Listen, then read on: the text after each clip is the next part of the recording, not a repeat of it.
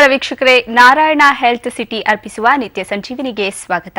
ಇವತ್ತಿನ ಕಾರ್ಯಕ್ರಮದಲ್ಲಿ ನಾವು ಲಂಗ್ ಕ್ಯಾನ್ಸರ್ ಬಗ್ಗೆ ಮಾತನಾಡ್ತಿದ್ದೀವಿ. ಲಂಗ್ ಕ್ಯಾನ್ಸರ್ ಅಂದ್ರೆ ಏನು, ಇದು ಯಾಕೆ ಬರುತ್ತೆ, ಇದಕ್ಕೆ ನಾರಾಯಣ ಹೆಲ್ತ್ ಸಿಟಿಯಲ್ಲಿ ಯಾವ ರೀತಿ ಚಿಕಿತ್ಸೆಯನ್ನ ಕೊಡಲಾಗುತ್ತೆ, ಈ ಬಗ್ಗೆ ತಿಳಿಸ್ಕೊಡ್ತೀವಿ. ಮತ್ತೊಮ್ಮೆ ಕಾರ್ಯಕ್ರಮಕ್ಕೆ ಸ್ವಾಗತ.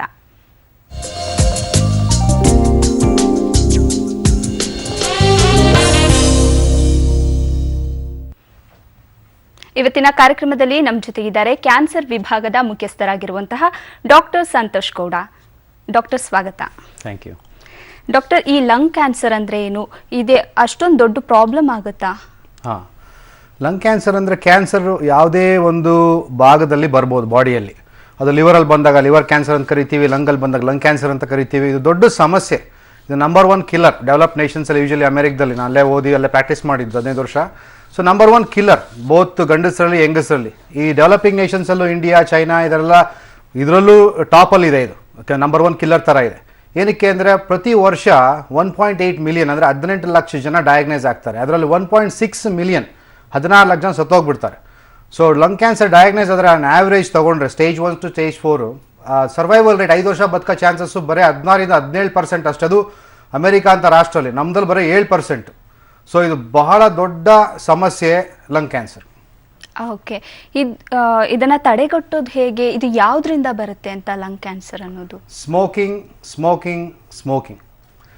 80-90% ಲಂಗ್ ಕ್ಯಾನ್ಸರ್ ಬರೋದು ಸ್ಮೋಕಿಂಗಿಂದ. ಸ್ಮೋಕ್ ಮಾಡಬೇಡಿ, ಮಾಡ್ತಾ ಇದ್ರೆ ಬಿಟ್ಟುಬಿಡಿ. ಬಿಡೋಕ್ಕಾಗಲಿಲ್ಲ ಅಂದರೆ ವೈದ್ಯರನ್ನ ನೋಡಿ ಇಮಿಡಿಯೇಟಾಗಿ ಹೆಲ್ಪ್ ತೊಗೊಂಡು ಬಿಡೋಕ್ಕೆ ಪ್ರಯತ್ನ ಪಡಿ. ಅದು ಬಿಟ್ಟರೆ second hand smoking or passive smoking. ಇವಾಗ ಸ್ಮೋಕರ್ಗಳ ಮಧ್ಯೆ ಕೂತಿರೋದು, ಪಾಪ ಮನೇಲಿ ಹೆಂಡತಿ ಮಕ್ಳು ಇರ್ಬೋದು, ಸೇರ್ತಾ ಇರ್ತಾರೆ, ವಯಸ್ಸಾಗಿದ್ದ ಅಪ್ಪ ಅಮ್ಮ ಇರ್ಬೋದು. ಸೊ ಅವ್ರಿಗೂ ಸ್ಮೋಕ್ ಬರ್ತಾ ಇರುತ್ತೆ. ಸೊ ಅವ್ರಿಗೂ ಅಷ್ಟೇ ರಿಸ್ಕ್ ಇರುತ್ತೆ ಲಂಗ್ ಕ್ಯಾನ್ಸರ್ ಡೆವಲಪ್. ಆಮೇಲೆ ಡೀಸೆಲ್ ಬರುತ್ತಲ್ಲ ಎಕ್ಸಾಸ್ಟು, ಆ ಫ್ಯೂಮ್ಸಲ್ಲೂ ಫುಲ್ಲು ರಿಸ್ಕ್ ಇದೆ. ಏರ್ ಪೊಲ್ಯೂಷನ್, ಅದರಿಂದನೂ ಲಂಗ್ ಕ್ಯಾನ್ಸರ್ ಬರೋ ರಿಸ್ಕ್ ತುಂಬ ಇದೆ. ಅದು ಬಿಟ್ಟು ಕೆಲವು ರೇಡಿಯೇಷನ್ ಥೆರಪಿ ತೊಗೊಂಡಿರ್ತಾರೆ ಚಿಕ್ಕ ಏಜಲ್ಲಿ, ಹಾಟ್ಕಿನ್ಸ್ ಲಿಂಫೋಮಾ ಅಂತಿರ್ಬೋದು. ಆಮೇಲೆ ಕೆಲವರು ಬ್ರೆಸ್ಟ್ ಕ್ಯಾನ್ಸರ್ ಪೇಷಂಟ್ಗೆ ರೇಡಿಯೇಷನ್ ಕೊಟ್ಟಿರ್ತಾರೆ, ಲಂಗ್ ಎಫೆಕ್ಟ್ ಆಗ್ಬೋದು. ಅದರಿಂದನೂ ಲಂಗ್ ಕ್ಯಾನ್ಸರ್ ಬರೋ ಚಾನ್ಸಸ್ಸು ಇರುತ್ತೆ. ಇದರಲ್ಲಿ different types of lung cancers ಇದೆ ಅಂತ ಹೇಳ್ತಾರೆ ಡಾಕ್ಟರ್. ಯಾವ ಥರದ ಲಂಗ್ ಕ್ಯಾನ್ಸರ್ಸ್ ಬರುತ್ತೆ ತಿಳಿಸ್ಕೊಡಿ. ಲಂಗ್ ಕ್ಯಾನ್ಸರ್ ಅಂದರೆ ಒಂದೇ ಅಲ್ಲ. ಸೊ ಅದರಲ್ಲಿ ಹಲವಾರು ವೆರೈಟೀಸ್ ಇರುತ್ತೆ. ಮೇಯ್ನ್ ನಿಮಗೆ ಗೊತ್ತಾಗಬೇಕಾಗಿರೋದು ಲಂಗ್ ಕ್ಯಾನ್ಸರಲ್ಲಿ 2. ಒಂದು ಸ್ಮಾಲ್ ಸೆಲ್ ಅಂತ, ಇನ್ನೊಂದು ನಾನ್ ಸ್ಮಾಲ್ ಸೆಲ್ ಅಂತ. ಸ್ಮಾಲ್ ಸೆಲ್ ಅಂದರೆ ಅದು ಬೇಗ ಡಿವೈಡ್ ಆಗಿ ಬೇಗ ಹರಡುತ್ತೆ. ಆಮೇಲೆ ರೆಸ್ಪಾನ್ಸು ಚೆನ್ನಾಗಿರುತ್ತೆ ಟ್ರೀಟ್ಮೆಂಟ್ಗೆ. ಬಟ್ ಆ ರೆಸ್ಪಾನ್ಸು ತುಂಬ ಚಿಕ್ಕದಾಗಿರುತ್ತೆ. ಬೇಗ ಕ್ಯಾನ್ಸರ್ ವಾಪಸ್ ಬರುತ್ತೆ, ಬೇಗ ಮನುಷ್ಯನ ತಗೊಳುತ್ತೆ. ಇನ್ನೊಂದು ವೆರೈಟಿ ಅಂದರೆ ನಾನ್ ಸ್ಮಾಲ್ ಸೆಲ್ ಲಂಗ್ ಕ್ಯಾನ್ಸರ್ ಅಂತ. ಅದರಲ್ಲಿ 2 ಥರ ಮೇಯ್ನ್ ವಿಧಗಳಿದೆ ನಮಗೆ ಗೊತ್ತಿರಬೇಕಾಗಿದ್ದು. ಒಂದು ಸ್ಕ್ವೇಮಸ್ ಸೆಲ್ ಅಂತ, ಒಂದು ಅಡಿನೋಕಾರ್ಸಿನೋಮಾ ಅಂತ. ಇದೆಲ್ಲ ಏನಕ್ಕೆ ಇಂಪಾರ್ಟೆಂಟ್ ಅಂದರೆ ಈ ಯಾವ ಟೈಪ್ ಲಂಗ್ ಕ್ಯಾನ್ಸರ್ ಅದ್ರ ಮೇಲೆ ನಾವು ಡಿಸಿಷನ್ ತಗೋತೀವಿ ಯಾವ ಥರ ಟ್ರೀಟ್ಮೆಂಟ್ ಕೊಡಬೇಕು ಅಂತ. ಅತ್ಯಧಿಕ ಟ್ರೀಟ್ಮೆಂಟ್ಗಳಿದ್ದಾವೆ. ಸೊ ಫಸ್ಟ್ ನಿಮಗೆ ಲಂಗ್ ಕ್ಯಾನ್ಸರ್ ಅಂತ ಡಯಾಗ್ನೈಸ್ ಆಗಬೇಕು. ಕೆಲವು ಪೇಷಂಟ್ಗಳು ಬರ್ತಾರೆ, ಸೊ ಸರ್ ಬಯಾಪ್ಸಿ ಮಾಡಿದ್ದಾರೆ, ಟ್ರೀಟ್ಮೆಂಟೇ ಸ್ಟಾರ್ಟ್ ಮಾಡಿ, ಎನ್ನೇ ಬಯಾಪ್ಸಿ ಮಾಡಿದ್ರು ಟ್ರೀಟ್ಮೆಂಟೇ ಸ್ಟಾರ್ಟ್ ಮಾಡಿ, ಕೋವ ಬರ್ತಿದೆ, ನಮಗೆ ನೀವು ಟ್ರೀಟ್ಮೆಂಟ್ ಕೊಟ್ಬಿಡಿ ಅಂತ ಬರ್ತಾರೆ.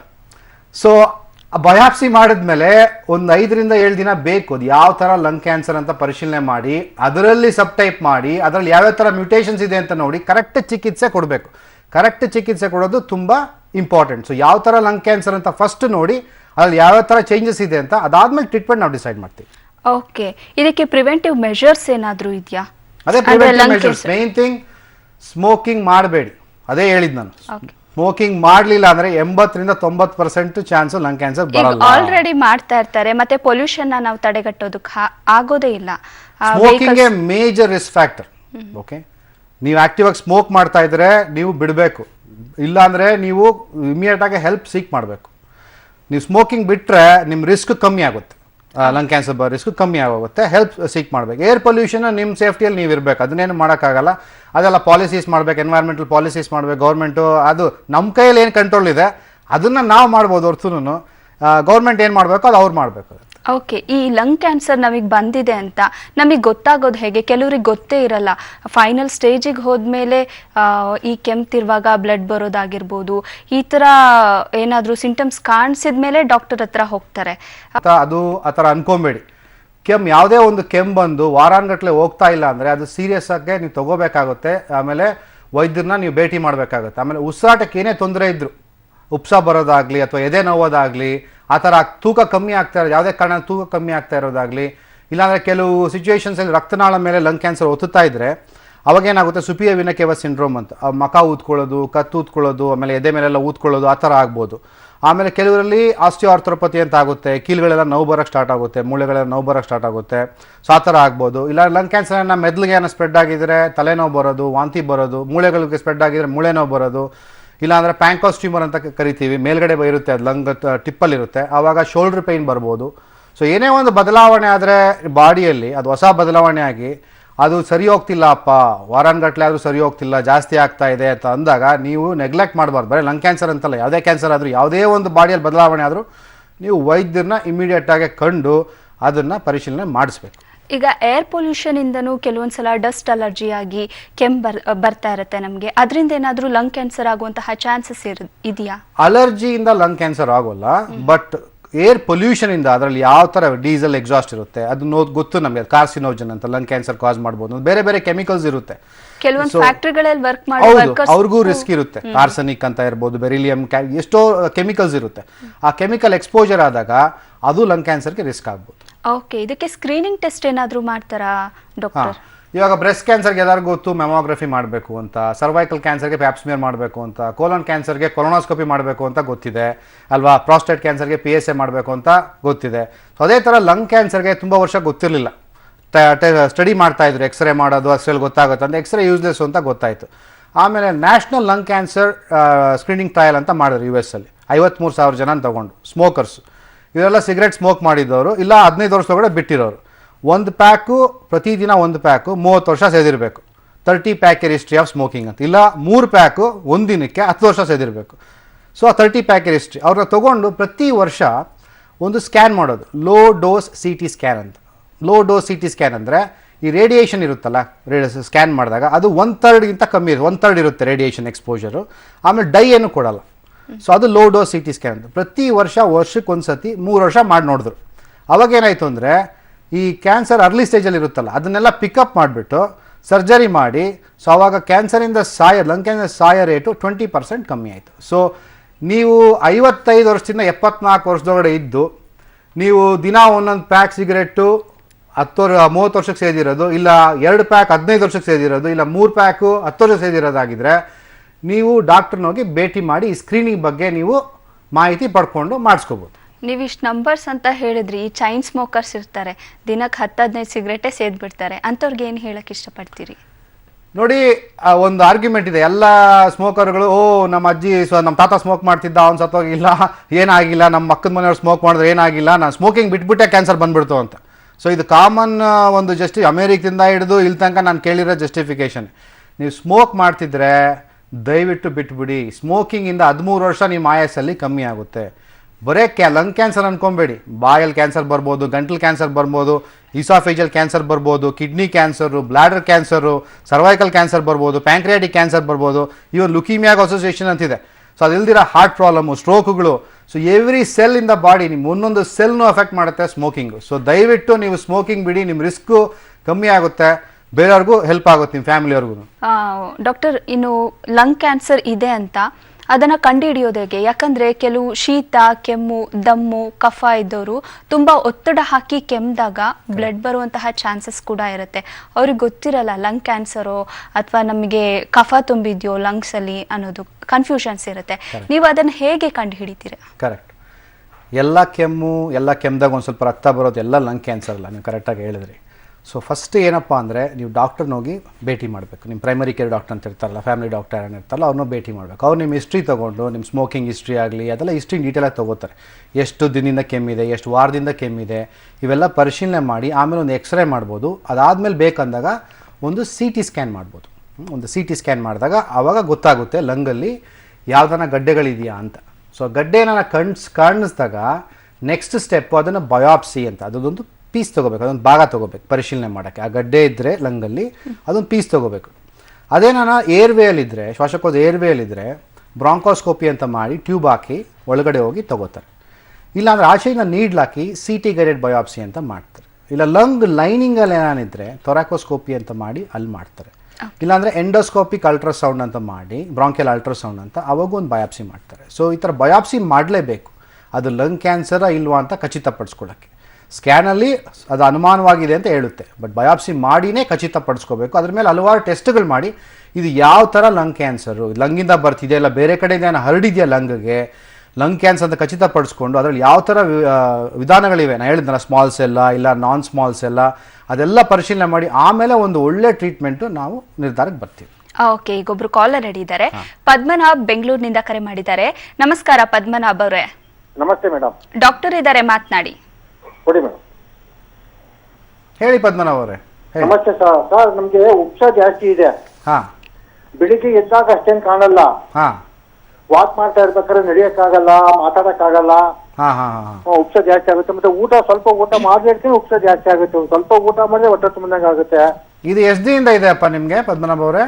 ಸುಮಾರು 4-5 ವರ್ಷದಿಂದ ಇದೆ ಸರ್ ಇದು. ಸೊ 4-5 ವರ್ಷದಿಂದ ಇದೆ. ಸೊ ನೀವು ಸ್ಮೋಕ್ ಏನೋ ಮಾಡ್ತೀರಾ?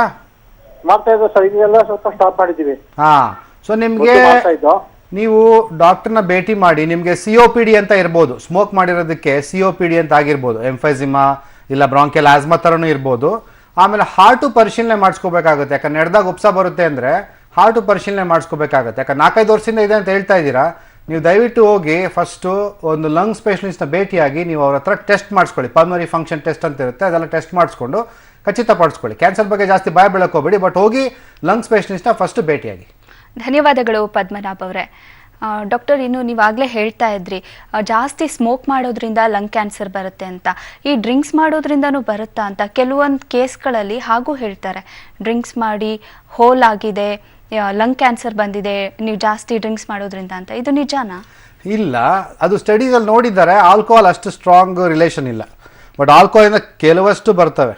ಇವಾಗ ನಿಮಗೆ ಬಾಯ್ ಕ್ಯಾನ್ಸರ್ ಬರ್ಬೋದು, ಹೊಟ್ಟೆ ಕ್ಯಾನ್ಸರ್ ಬರ್ಬೋದು, ಇಲ್ಲ ಅಂದರೆ ನಿಮ್ಗೆ ಯೂಟ್ರೈನ್ ಕ್ಯಾನ್ಸರ್ ಬರ್ಬೋದು, ಇಲ್ಲಾಂದರೆ ವಿಮೆನ್ನಲ್ಲಿ ಬ್ರೆಸ್ಟ್ ಕ್ಯಾನ್ಸರ್ ಬರ್ಬೋದು. ಸೊ ಆಲ್ಕೋಹಾಲಿಂದ ಲಿವರ್ ಡ್ಯಾಮೇಜ್ ಆಗಿ ಲಿವರ್ ಕ್ಯಾನ್ಸರ್ ಬರ್ಬೋದು. ಸೊ ಆಲ್ಕೋಹಾಲಿಂದ ಹಲವಾರು ಕ್ಯಾನ್ಸರ್ಗಳು ಬರ್ತವೆ, ಬಟ್ ಡೈರೆಕ್ಟ್ ಲಿಂಕ್ ಆಲ್ಕೋಹಾಲ್ ಕುಡಿಯೋದ್ರಿಂದ ಲಂಗ್ ಕ್ಯಾನ್ಸರ್ ಡೈರೆಕ್ಟಾಗಿ ಆಗುತ್ತೆ ಅನ್ನೋದಕ್ಕೆ ಅಷ್ಟು ಸ್ಟ್ರಾಂಗ್ ಎವಿಡೆನ್ಸ್ ಇಲ್ಲ. ಅದ್ರ ಜೊತೆ ಸ್ಮೋಕ್ ಮಾಡ್ತಾರಲ್ಲ ಆಲ್ಕೋಹಾಲ್ ಕುಡ್ಕೊಂಡು, ಅದು ಜಾಸ್ತಿ ಡ್ಯಾಮೇಜ್ ಮಾಡುತ್ತೆ. ಇನ್ನು ಈಗ ನಮ್ಮ ಪದ್ಮನಾಭನವರು ಒಬ್ರು ಕಾಲರ್ ಮಾಡಿದ್ರಲ್ಲ, ನಮಗೆ ಉಪ್ಸ ಜಾಸ್ತಿ ಇದೆ, ಜಾಸ್ತಿ ಊಟ ಮಾಡಿದ್ರೇನೆ ಜಾಸ್ತಿ ಕೆಮ್ಮು ಬರುತ್ತೆ ಅಂತ ಹೇಳ್ತಾ ಇದ್ರು. ಇದು ಲಂಗ್ ಕ್ಯಾನ್ಸರ್ ಸಿಂಟಮ್ಸ್ ಅಂತ ನೀವು ಹೇಳ್ತೀರಾ? ಇಮಿಡಿಯೇಟ್ ಆಗಿ ನಾವು 4-5 ವರ್ಷದಿಂದ ಅಂತ ಹೇಳ್ತಿದ್ದಾರೆ, ಅದನ್ನ ಇಂಪಾರ್ಟೆಂಟ್. ಅದು ಮತ್ತೆ 4-5 ವರ್ಷದಿಂದ ಲಂಗ್ ಕ್ಯಾನ್ಸರ್ ಇದ್ರೆ ಮನುಷ್ಯ ಈ ಥರ ಇರೋಕ್ಕಾಗೋಲ್ಲ. ಅರ್ಥ ಆಯ್ತು? 4-5 ವರ್ಷದಿಂದ ಯಾರಿಗೂ ಸಿಂಪ್ಟಮ್ಸ್ ಇಟ್ಕೊಂಡು ಬದುಕಿರೋಕ್ಕಾಗೋಲ್ಲ. ಅವ್ರಿಗೇನಿರುತ್ತೆ ಅಂದರೆ ಸ್ಮೋಕಿಂಗ್ ಮಾಡಿ ಮಾಡಿ ಲಂಗ್ ಡ್ಯಾಮೇಜ್ ಆಗುತ್ತೆ. COPD ಅಂತ ಆಗಿರುತ್ತೆ, ಎಂಫೆಸಿಮಾ ಅಂತ ಆಗಿರುತ್ತೆ. ಸೊ ಹಾರ್ಟ್ಗೂ ತೊಂದರೆ ಆಗಿರ್ಬೋದು. So lung problem, heart problem ಎರಡಿದ್ರೂ ಉಪ್ಸ ಬರ್ಬೋದು. ಸೊ ಮೊದಲು ಅವರು ತಜ್ಞರನ್ನ ಕಾಣಿ ಲಂಗ್ ಫಂಕ್ಷನ್ ಟೆಸ್ಟ್ ಮಾಡಿಸ್ಕೊಂಡು ಹಾರ್ಟ್ನು ಪರಿಶೀಲನೆ ಮಾಡಿಕೊಂಡು ಅದನ್ನು ನೋಡಬೇಕು. ಆಮೇಲೆ ಅವ್ರು ತಜ್ಞರು ಡಿಸೈಡ್ ಮಾಡ್ತಾರೆ ಬೇರೆ ನೆಕ್ಸ್ಟ್ ಟೆಸ್ಟ್ ಏನು ಮಾಡಬೇಕು ಅಂತ. ಓಕೆ, ಲಂಗ್ ಕ್ಯಾನ್ಸರ್ ಇದು ಕ್ಯೂರೆಬಲ್ ಅಂತ? ಯಾಕಂದ್ರೆ ಇದರಲ್ಲಿ ಸೆವರೇಜ್ ಅಂದ್ರೆ ತುಂಬಾ ಸ್ಟೇಜಸ್ ಇರುತ್ತೆ. ಫಸ್ಟ್ ಸ್ಟೇಜು, ಸೆಕೆಂಡ್ ಸ್ಟೇಜು, ಈ ರೀತಿಯಾದಂತಹ. ಇದು ಫಸ್ಟ್ ಸ್ಟೇಜ್ ಅಲ್ಲೇನೆ ಇದನ್ನ ಕ್ಯೂರ್ ಮಾಡ್ಬೋದಾ ಇಲ್ಲ ಏನು ಅಂತ, ಇದಕ್ಕೇನು ಟ್ರೀಟ್ಮೆಂಟ್ ಅಂತ? ಸೊ ಸ್ಟೇಜ್ ವೆರಿ ಇಂಪಾರ್ಟೆಂಟ್ ಕ್ಯಾನ್ಸರಲ್ಲಿ. ಸೊ ಆದಷ್ಟು ಬೇಗ ಡಯಾಗ್ನೈಸ್ ಆದರೆ ಕ್ಯೂರ್ ಮಾಡೋ ಚಾನ್ಸಸ್ ಜಾಸ್ತಿ ಇರುತ್ತೆ. ಇವಾಗ ಸ್ಟೇಜ್ 1 ಅಂದರೆ ಅದು ಬರೀ ಲಂಗಲ್ಲಿ ಸ್ಮಾಲ್ ಆಗಿರುತ್ತೆ, ಎಲ್ಲೂ ಜಾಸ್ತಿ ಹರಡಿರಲ್ಲ. ಸೊ ಅದೇನೋ ಸರ್ಜರಿ ಮಾಡಿ ತೆಗೆದ್ರೆ ಒಂದು 60-70% ಚಾನ್ಸು 5 ವರ್ಷ ಬದುಕೋದು ಕ್ಯೂರ್ ರೇಟ್ ಅಂತ. ಓಕೆ, 5 ಇಯರ್ಸ್ ಸರ್ವೈವಲ್ ರೇಟ್ ಅಂತ ಕರಿತೀವಿ. ಸೊ 60-70%, 100% ಇರೋಲ್ಲ ಸ್ಟೇಜ್ 1ನಲ್ಲಿ. ಸ್ಟೇಜ್ 2ಗೆ ಬಂದಾಗ ಸರ್ಜರಿ ಮಾಡಿ ಕೀಮೊಥೆರಪಿನೂ ಅವಶ್ಯಕತೆ ಬೇಕಾಗುತ್ತೆ. ಅವಾಗ ಒಂದು 40-50% ಇರುತ್ತೆ ಸರ್, 5 ವರ್ಷ ಬದುಕೋ ಚಾನ್ಸಸ್. ಇನ್ನು ಸ್ಟೇಜ್ 3ಗೆ ಹೋಗ್ಬಿಟ್ರೆ ಸರ್ಜರಿ ಇರೋಲ್ಲ. ಯೂಶಲಿ ರೇಡಿಯೇಷನ್ನು, ಕೀಮೊಥೆರಪಿ ಆ ಥರ ಇರುತ್ತೆ, ಕಾಂಬಿನೇಷನ್ ಮಾಡೋ ಥರ ಇರುತ್ತೆ. ಆವಾಗ ಸರ್ವೈವಲ್ ರೇಟು ನಿಮಗೆ ಒಂದು 15-20% ಬರುತ್ತೆ, 5 ವರ್ಷ ಸರ್ವೈವಲ್ ರೇಟ್. ಸ್ಟೇಜ್ 4ಗೆ ಹೋಗ್ಬಿಟ್ರೆ ಲೆಸ್ ದ್ಯಾನ್ 5% ಚಾನ್ಸ್, ನೀವು 5 ವರ್ಷ ಬದುಕೋದು less than 5% chance. So stage very very important diagnose ಮಾಡೋದ್ರಲ್ಲಿ, ಆಮೇಲೆ ಕ್ಯೂರ್ ಮಾಡೋದ್ರಲ್ಲಿ. ಯಾವುದೇ ಕ್ಯಾನ್ಸರ್ ಆಗಲಿ, ಬರೀ ಲಂಗ್ ಕ್ಯಾನ್ಸರ್ ಅದಲ್ಲ, ಬ್ರೆಸ್ಟ್ ಕ್ಯಾನ್ಸರ್ ಆಗ್ಬೋದು, ಕೋಲನ್ ಕ್ಯಾನ್ಸರ್ ಆಗ್ಬೋದು, ಯಾವುದೇ ಒಂದು ಕ್ಯಾನ್ಸರ್ ತೊಗೊಂಡ್ರು ಅರ್ಲಿ ಸ್ಟೇಜಲ್ಲಿ ಡಿಟೆಕ್ಟ್ ಮಾಡೋದು ವೆರಿ ಇಂಪಾರ್ಟೆಂಟು. ಆಮೇಲೆ ಲಂಗ್ ಕ್ಯಾನ್ಸರ್ ಸ್ಕ್ರೀನಿಂಗ್ ಇದೆ, ನಾನು ಹೇಳಿದ್ನಲ್ಲ ಅದು. ಸೊ ನೀವು ಸ್ಮೋಕರ್ ಆಗಿ ಅದೆಲ್ಲ ಲಕ್ಷಣಗಳಿದ್ದರೆ ದಯವಿಟ್ಟು ಡಾಕ್ಟರ್ನ ಭೇಟಿ ಮಾಡಿ, ಅವರು ಲೋಡೋ CT ಸ್ಕ್ಯಾನ್ ಮಾಡಿ ನಿಮಗೆ ಸ್ಕ್ರೀನಿಂಗ್ ಮಾಡ್ಬೋದು. ಡಾಕ್ಟರ್, ನೀವಾಗಲೇ ಹೇಳ್ತಾ ಇದ್ರಿ ನಾನು ಅಮೆರಿಕಾದಲ್ಲಿ ಇದ್ದು ಅಲ್ಲಿ ಸ್ಟಡಿ ಮಾಡಿ ಅಲ್ಲಿ ವರ್ಕ್ ಮಾಡಿ ಬಂದಿರೋದು ಅಂತ. ಈ ಇಂಡಿಯಾ ರೇಟಿಂಗಿಗೂ ಅಮೆರಿಕಾದ ರೇಟಿಂಗಿಗೂ ಈ ಲಂಗ್ ಕ್ಯಾನ್ಸರ್ ಪೇಷಂಟ್ ಆಗಿರ್ಬೋದು, ಸಾಯುವರ ಸಂಖ್ಯೆ ಆಗಿರ್ಬೋದು, ಏನು ಡಿಫ್ರೆನ್ಷಿಯೇಟ್ ಇದೆ ಅಂತ? ಒಳ್ಳೆ ಕ್ವಶನ್ ಅದು. ಸರ್ವೈವಲ್ ರೇಟ್ ತೊಗೊಂಡಾಗ 5 ಇಯರ್ ಸರ್ವೈವಲ್ ರೇಟ್ ಅಂತ ಅಮೆರಿಕಾದಲ್ಲಿ 17%. ಇವಾಗ 100 ಜನ ಡಯಾಗ್ನೈಸ್ ಆದರೆ 5 ವರ್ಷ ಬಿಟ್ಟ ಮೇಲೆ ಒಂದು 17 ಜನ ಬದುಕಿರ್ತಾರೆ. 17% survival rate, 5 year survival rate. ಇಂಡಿಯಾದಲ್ಲಿ ಬರೇ ಕ್ಲೋಸ್ ಟು 7% ಅಷ್ಟು, 10% ಡಿಫ್ರೆನ್ಸ್ ಇದೆ. ಏನಕ್ಕೆ ಆ ಡಿಫ್ರೆನ್ಸು ಅಂತ ನೀವು ಕೇಳಿದ್ರೆ, ಅವೇರ್ನೆಸ್. ಪಾಪ ಜನಕ್ಕೆ ತಿಳುವಳಿಕೆ ಇಲ್ಲ, ಕ್ಯಾನ್ಸರ್ ಬಗ್ಗೆ ತಿಳುವಳಿಕೆ ಇಲ್ಲ, ಈ ಕ್ಯಾನ್ಸರ್ ಲಕ್ಷಣಗಳ ಬಗ್ಗೆ ತಿಳುವಳಿಕೆ ಇರೋಲ್ಲ, ಯಾವಾಗ ಡಾಕ್ಟರ್ ತಗೋಬೇಕು ಅಂತ ಪಾಪ ತಿಳುವಳಿಕೆ ಇರೋಲ್ಲ, ರಿಮೋಟ್ ಏರಿಯಾದಲ್ಲಿ ಇರ್ತಾರೆ ಅವ್ರಿಗೆ ತಿಳುವಳಿಕೆ ಇರೋಲ್ಲ. ಸೊ ತಿಳುವಳಿಕೆ ಇದ್ರೂ ಆಕ್ಸೆಸ್ ಟು ಹೆಲ್ತ್ ಕೇರ್, ಅವ್ರಿಗೆ ಒಳ್ಳೆ ಆಸ್ಪತ್ರೆ ಇರೋಲ್ಲ. ಇವಾಗ ರಾಯಚೂರು, ಬಿಜಾಪುರದೆಲ್ಲ ಬರ್ತಾರೆ, ಪಾಪ ದೂರದಿಂದ ಬರ್ತಾರೆ, ಅಲ್ಲಿ ಒಳ್ಳೊಳ್ಳೆ ಕ್ಯಾನ್ಸರ್ ಸೆಂಟರ್ಸ್ ಇಲ್ಲ ಅವ್ರಿಗೆ. ಆಮೇಲೆ ನೆಕ್ಸ್ಟು ಇದ್ರೂ ಬಂದ್ರೂ ಅಫೋರ್ಡಬಿಲಿಟಿ, ಕ್ಯಾನ್ಸರ್ ಟ್ರೀಟ್ಮೆಂಟು ಖರ್ಚಾಗುತ್ತಲ್ವ. ಗೌರ್ಮೆಂಟ್ ಸ್ಕೀಮ್ಸ್ ಇದೆ, ಯಶಸ್ವಿನಿ, ವಾಜಪೇಯಿ ಅಂತ, ಬಟ್ ಅದೆಲ್ಲ ಕವರ್ ಆಗೋಲ್ಲ. So affordability also matters. So ಇವೆಲ್ಲ ತಗೊಂಡಾಗ ಆ ಡೆವಲಪ್ ನೇಷನ್ಸ್ಗಿಂತ ನಾವು ಸ್ವಲ್ಪ ಹಿಂದೆ ಇದ್ದೀವಿ. ಸೊ ನಾವೆಲ್ಲ ಸೇರಿ ಅವೇರ್ನೆಸ್ನ ಇನ್ಕ್ರೀಸ್ ಮಾಡೋದು, ಆಮೇಲೆ ಒಳ್ಳೊಳ್ಳೆ ಕ್ಯಾನ್ಸರ್ ಸೆಂಟರ್ಸ್ನ ಪ್ರೊವೈಡ್ ಮಾಡೋದು, ಸೊ ಅವೆಲ್ಲ ಮಾಡೋ, ಡ್ರಗ್ ಕಾಸ್ಟ್ನ ಕಮ್ಮಿ ಮಾಡೋದೆಲ್ಲ ಮಾಡಿದ್ರೆ ನಮ್ಮದು ಬೇರೆ ದೇಶಗಳ ಥರ ನಾವು ಬರ್ತೀವಿ.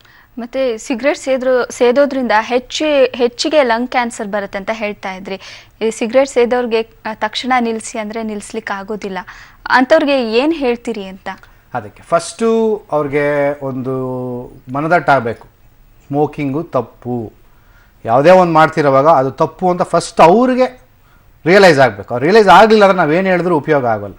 ಸೊ ಅದು ರಿಯಲೈಸ್ ಆದಮೇಲೆ ಅವ್ರು ಅರ್ಥ ಮಾಡ್ಕೋಬೇಕು, ನಾನು ಒಬ್ಬನಿಗೆ ಅಲ್ಲಪ್ಪ, ನನ್ನ ಹೆಂಡತಿ ಮಕ್ಕಳು ನಂಬ್ಕೊಂಡಿದ್ದಾರೆ, ನಮ್ಮ ಅಪ್ಪ ಅಮ್ಮ ಇದ್ದಾರೆ, ನನಗೇನಾದರೆ ಅವರೆಲ್ಲ ಹಾಳಾಗ್ಬಿಡ್ತಾರೆ ಅಂತ ಆ ಮನ್ಸಿಗೊಂದು ಬಂದರೆ ನೆಕ್ಸ್ಟು ಡಾಕ್ಟರ್ ತಗೋಬೇಕು. ಬಿಡೋಕ್ಕೆ ನಿಕೋಟಿನ್ ಅಂತ ಇರುತ್ತೆ, ಅಡಿಕ್ಟಿವ್ ಸಬ್ಸ್ಟೆನ್ಸ್, ಅದು ಸಿಗರೇಟಲ್ಲಿ ಕೊಟ್ಬಿಟ್ಟಿದ್ದಾರೆ. ಅದು 6 ಸೆಕೆಂಡಲ್ಲಿ ಬ್ರೈನ್ಗೆ ಹೋಗುತ್ತೆ ಸ್ಮೋಕ್ ಮಾಡಿದ ತಕ್ಷಣ. ಸ್ಮೋಕರ್ಸ್ಗೆ ಅದೊಂಥರ ಇದಾಗಿರುತ್ತೆ, ಅಡಿಕ್ಟಿವ್ ಆಗಿರುತ್ತೆ.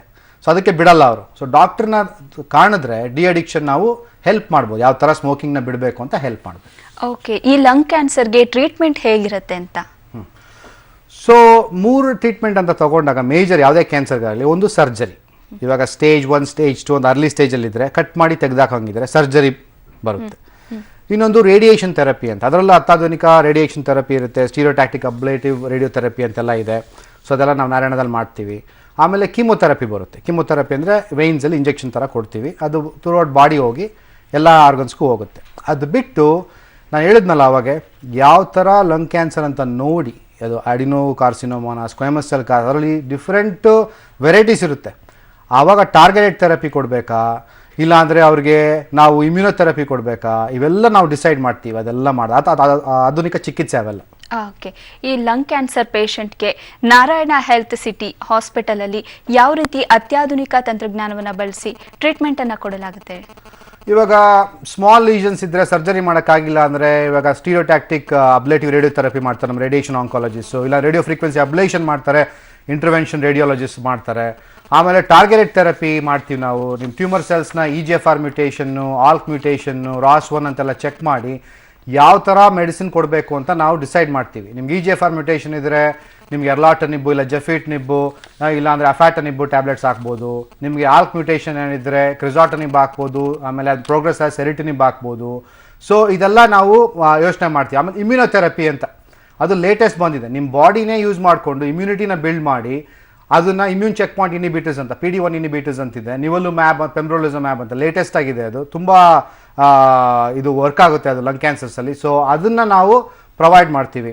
ಸೊ ಅದು ಬಿಟ್ಟು ಅವಾಸ್ಟಿನ್ ಅಂತಿದೆ, ಬೆವಸಿಸಮ್ ಮ್ಯಾಬ್ ಅಂತಿದೆ, ರಾಮಿಸೋರಮ್ ಮ್ಯಾಬ್ ಅಂತಿದೆ, ಮೊನೋಕ್ಲೋನಲ್ ಆಂಟಿಬಾಡೀಸ್, ಅದೆಲ್ಲ ಯೂಸ್ ಮಾಡಿ ನಾವು ಅತ್ಯಾಧುನಿಕ ಚಿಕಿತ್ಸೆ ನಾರಾಯಣದಲ್ಲಿ ಕೊಡ್ತೀವಿ.